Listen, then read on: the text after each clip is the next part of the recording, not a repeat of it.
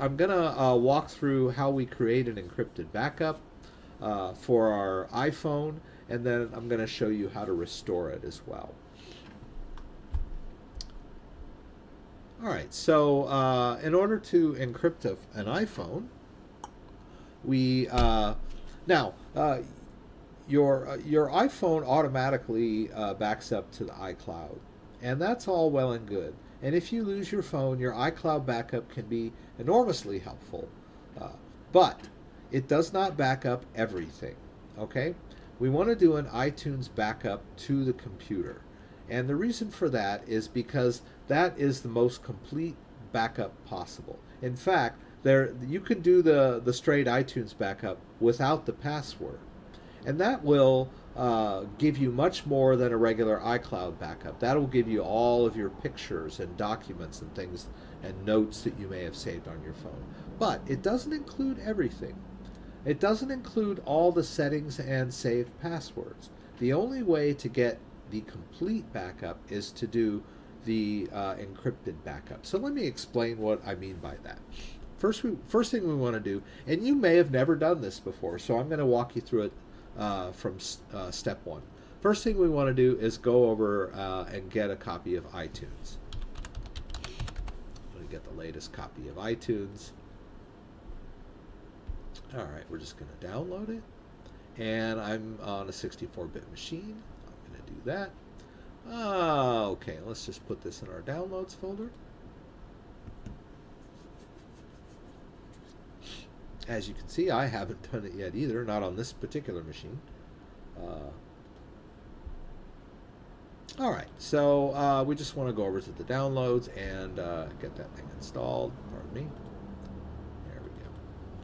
So we're just going to run the install and just let it install in the default locations. I don't really need this stuff. Okay, we'll let it automatically. Okay, and so the installer is going to run, do its thing.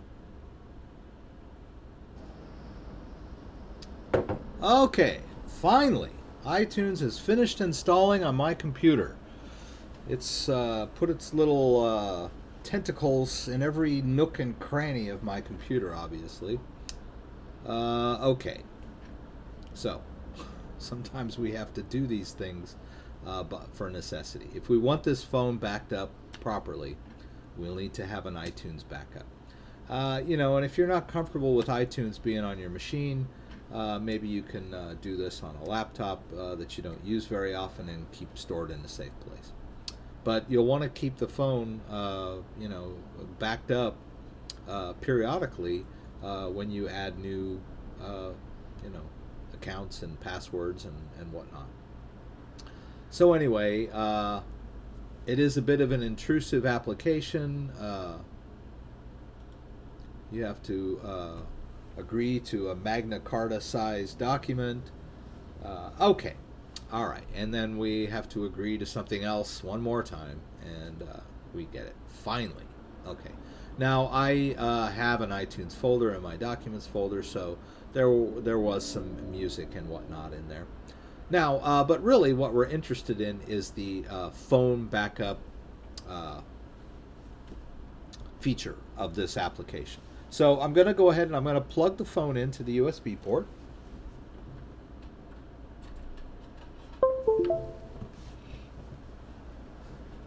So the phone needs to be unlocked. And I am going to choose Trust. The phone is asking me whether I want to trust this computer. So, you know, there's a bit of a complicated song and dance that has to go back between the iPhone and the computer. So when you first plug it in, the phone is going to ask you whether you want to trust the computer, so you're going to have to respond on the phone, and you know, then it's going to want you to enter your passcode. So you're going to have to go through this whole song and dance to get the phone connected to the iTunes. I don't know what it's doing this.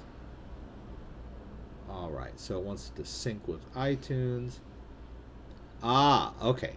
So upon first connection, it wants to know if I want to use an encrypted backup, and I do. Now, and here's what I was pointing out. If you proceed without encryption, the backups will not include sensitive data. Restoring a device from a backup will result in loss of your saved passwords, health, and HomeKit data. So we want everything to be restored when we do the restoration. So we're going to use an encrypted backup. So now we need to enter our encrypted iPhone backup. Now we want to be extremely careful here, because this iTunes has no mechanism for resetting this password. If you forget this password, you're just SOL, as they say. So you want to be very careful that you make note of this password. Now, this is brand new, and so I'm just going to create a new password, and I'm going to enter it. All right. So I've managed to enter the same password twice, and I'm going to choose set password. Okay, so that's the trick right there. When it asks you if you want it to be an encrypted backup, you want to say yes, because you want your family to be able to restore your phone onto a different phone, if necessary, with full access.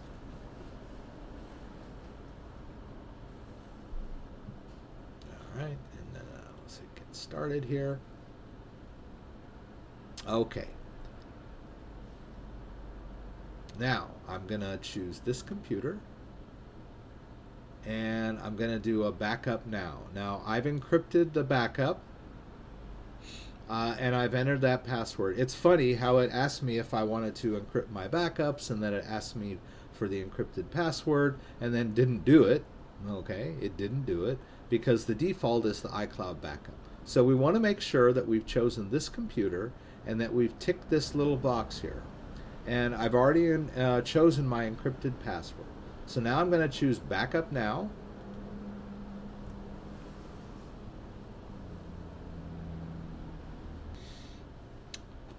Okay, so we've got the full encrypted backup completely done on this iPhone.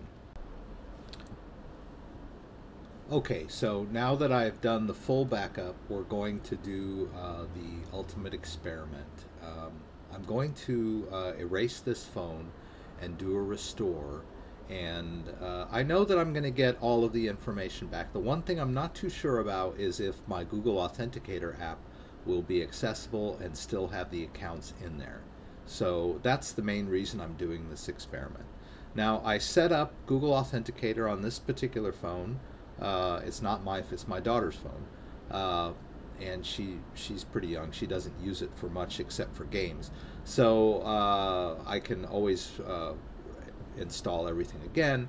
But I was hesitant to try this on my phone because I have quite a few accounts on my Google Authenticator. So I have 2 accounts on the Google Authenticator on this phone.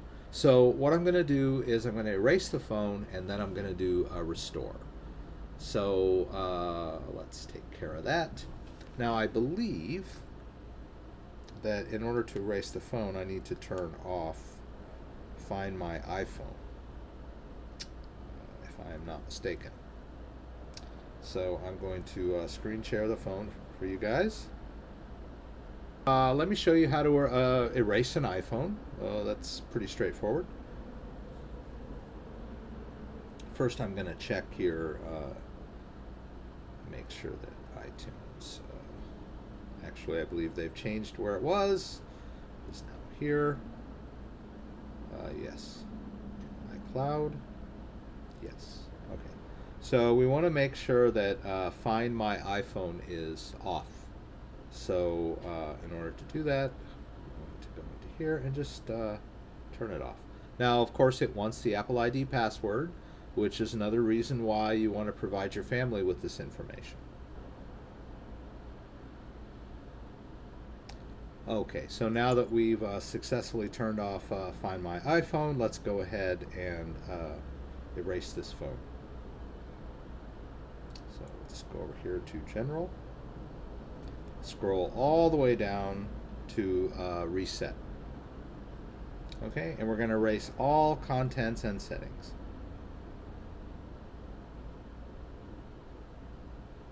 No, I don't need to update because I just did the backup. But I'm just going to do erase now. Of course, it wants the passcode.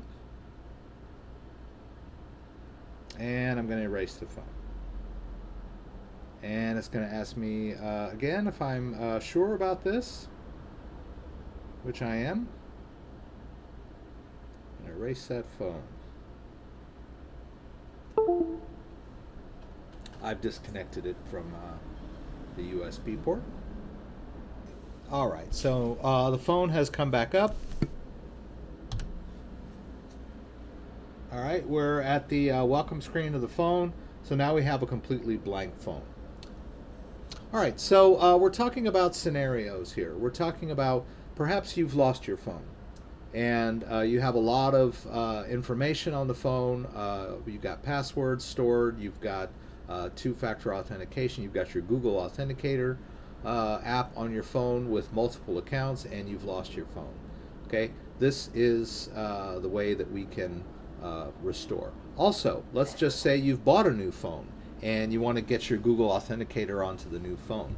This is going to be our primary way to do that without having to re-enter every single Google Authenticator account back in there. And then, you know, the scenario that we started with on this video, perhaps your family has lost you and the phone, okay?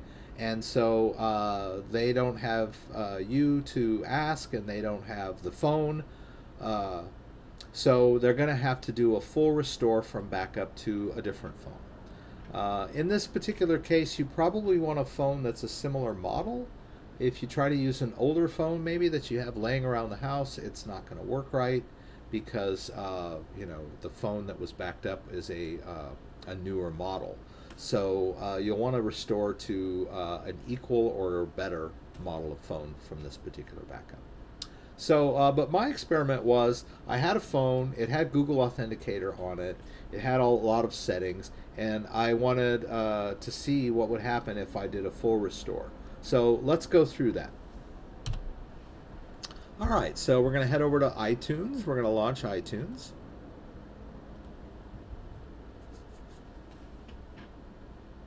All right. And we're going to connect a phone. Any old phone will do. Not any phone. Like I said, it should be an equal or greater model of the phone in question. Let's back up. So I've just connected this phone, and lo and behold, what's going to happen here?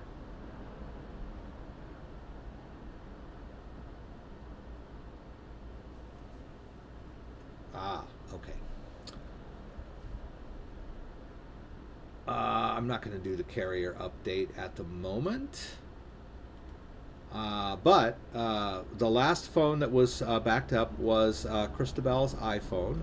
Now, you may have multiple backups if you've done this on a regular basis. And there might be more than one phone backed up to this iTunes account. That's also possible. But this particular backup is the one that we just did, and we're going to do the restore to this phone and find out whether we have access to the Google Authenticator and all of its accounts. So I'm going to go ahead and run this restore. Now, there's where we get the encrypted backup. You'll notice that in this interface there is no, gee, I forgot my password link. You know, they do not have a password reset for this. So it is vitally important that when you create this encrypted iPhone backup that you make note of this password, store it in a safe place. This could be years down the line, but I have experienced this as a computer consultant on many occasions where it's asking for this password, and the client that set this up does not remember the password, and they are screwed. They're dead in the water. They cannot get their backup restored. So I'm going to enter the password.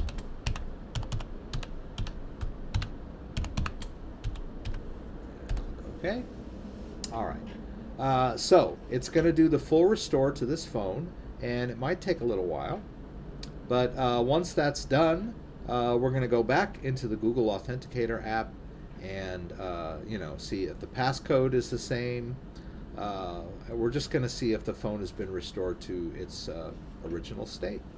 Okay, so now that the phone has been completely restored, it is mounted back up here in iTunes. And I don't know why it's defaulted back to this, but you want to make sure that this is ticked whenever you connect the phone and do a sync.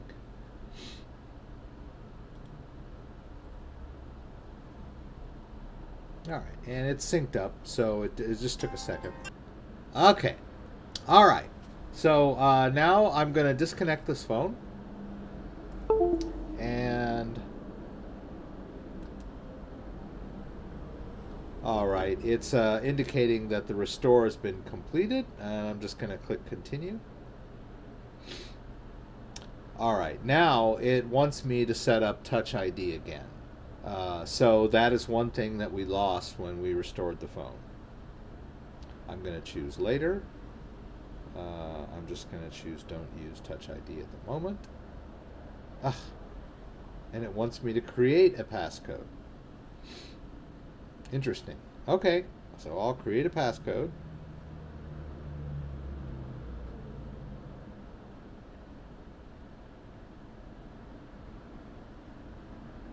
All right, and let's see if I can.